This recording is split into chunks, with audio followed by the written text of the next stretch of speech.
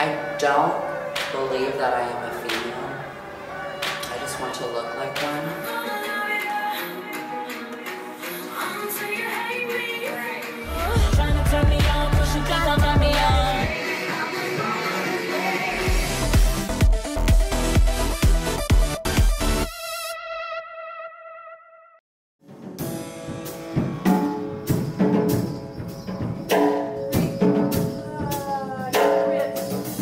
God gave me the gift of rhythm, so I've always been dancing. Professionally, really late, which kind of sucks. I blame my parents for that. Because, I mean, like, I was just looking back at like some of my videos from when I was a kid, like, just like, why did you not put me in like a dance class? I never been able to fit in with a certain type of people, group. 1, 2, 3, done. Ready, here you go. Yes. That's it.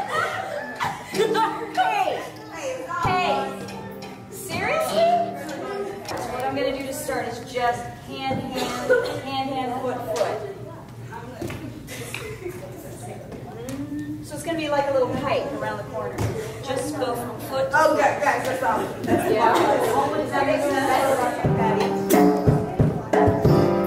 Yes, you got yes.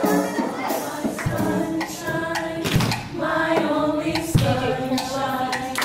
You make me happy when skies are gray.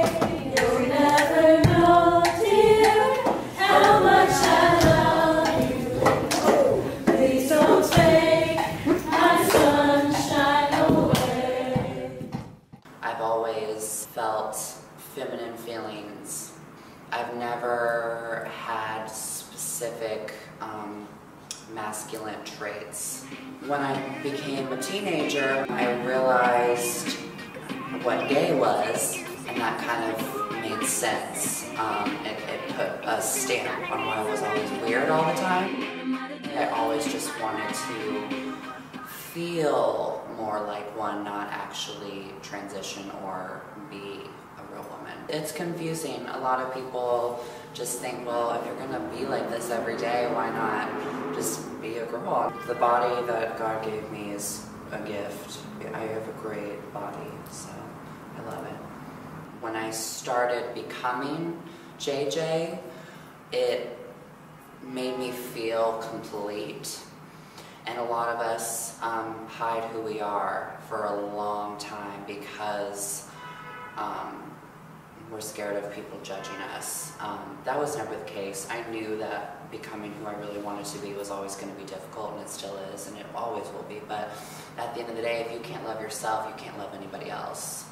I had 2 friends at the time who were girls, and they would let me like borrow their clothes. One day I come home after hanging out with them, and my mom sits me down, and basically, long story short, she's like, I went to talk to people today, and they said that this is wrong, and you can't do this anymore. So she threw out all that stuff that my friends let me borrow. She just didn't want to accept it, and I think because of that, she just kept fighting me about it. I think she just thought it was a phase for a long time, and then a moment I'll never forget, it's my 17th birthday, she sat me down and she said, you know, this counseling that we're doing is not working, and you're about to be 18 a year from today, and I don't want to fight anymore, and I just need to accept you. This is who you are. I'm done fighting.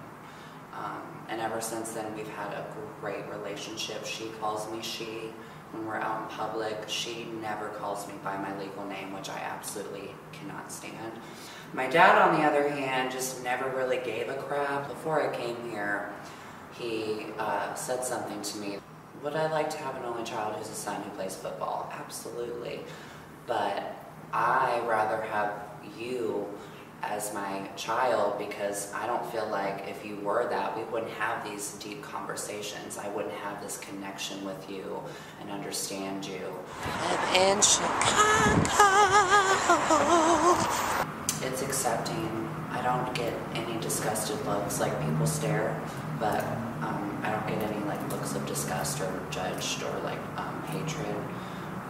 In my hometown, I can't leave my house without getting like hated look or like disgusting, like ew. In Kansas City, Missouri, I never was happy. I never felt a sense of belonging or a sense of home. A year ago, yesterday, I was still working at this job that I absolutely hated in my hometown, that I absolutely hated, living in my own apartment alone, and unaccepted, unloved, unappreciated, unappreciative, I don't know how to say that word. And now I'm here. So the point of that is life gets better. Every day is a chance to grow, flourish. Life's what you make it, you know.